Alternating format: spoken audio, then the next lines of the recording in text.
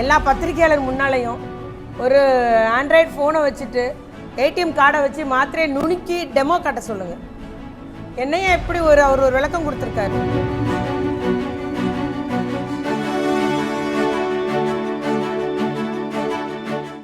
இன்னொரு வீடியோ வந்தது, ஐபிஎல் அந்த விளையாட்டு பார்க்கும்போது அவர் ஃபோனை வச்சுக்கிட்டு அதில் மாத்திரையை நொறுக்கி கொடுத்துட்ருக்கிறாராம்.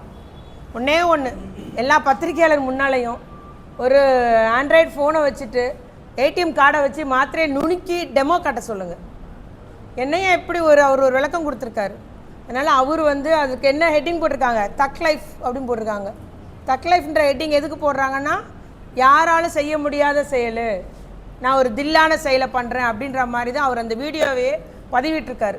சரியான நேரம் நேற்று முதலமைச்சர் அவர்கள் போதை தொடர்பான அந்த மாரத்தானை தொடங்கி வைக்கும்போது இந்த வீடியோ யாரோ வெளியிட்டிருக்காங்க. அவரே எடுத்த வீடியோ தான். ஆனால் இன்றைக்கி சொல்கிறாரு, 2 வருஷத்துக்கு முன்னால் என் பிள்ளை 1 வயசு தான் மாத்திரையை நுணுக்கினேன்றாரு. யாருக்குமே 5 வயசுக்குள்ளே எந்த ஆஸ்பத்திரிலையும் நம்ம மாத்திரை கொடுக்கறது கிடையாது, எல்லாமே சிறப்பு தான். அதனால் யாருக்கும் மாத்திரை கிடையாது. அந்த வீடியோ பார்த்திங்கன்னா அதில் எங்கேயும் மாத்திரை தெரியல, எங்கேயும் குழந்தை தெரியல. அந்த திரு சரத்குமார் அவருடைய முகத்தில் வருத்தமோ கவலையோ பிள்ளை சோம்பலன்னு என்னமே இல்லை. அதனால் ஒரு பொய்யான ஒரு அறிக்கையை அவர் சொல்கிறாரு. வேணால் இன்னொரு முறையில் அவர் நிரூபிக்கலாம் தன்னை. ஒரு மருத்துவ பரிசோதனை மூலம் நான் அந்த போதை எடுக்காதவன்றதை அவர் ஈஸியாக நிரூபிக்கலாம். இது மருத்துவர்களுக்கு தெரியும். ஆகவே இந்த மாதிரி செயலில் ஒரு நாட்டை வழிநடத்தக்கூடிய முதலமைச்சரின் கீழே பணிபுரியறவங்களாம் இப்படி இருந்தாங்கன்னா எப்படி என்ன நிலைக்கு நம்முடைய தமிழ்நாடு போகும்.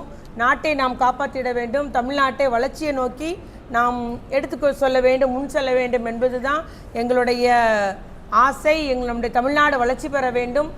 தளபதியார் அவர்கள் 11.9 பொருளாதார வளர்ச்சி வச்சு இன்னும் மென்மேலும் வளர்ச்சி பெற வேண்டும் என்பது தான் எங்களுடைய கட்சியினுடைய நோக்கம் என்பதை குறிக்கொண்டு, ஆகவே நிச்சயமாக இது மாதிரி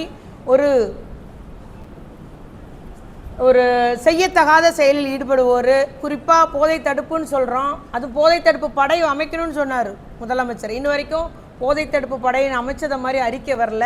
ஆனால் போதையை உபயோகப்படுத்துகிறாரு அப்படின்ற மாதிரி ஒரு வீடியோ நம்முடைய மாண்புமிகு அமைச்சர் சரத்குமாரை பற்றி வரும்போது உறுதியாக அந்த அமைச்சர் மேலே நடவடிக்கை எடுத்திட வேண்டும். நம்முடைய எதிர்கால இளைஞர்களை வழிப்படுத்திட வேண்டுமானால் நடவடிக்கை எடுத்திட வேண்டும்.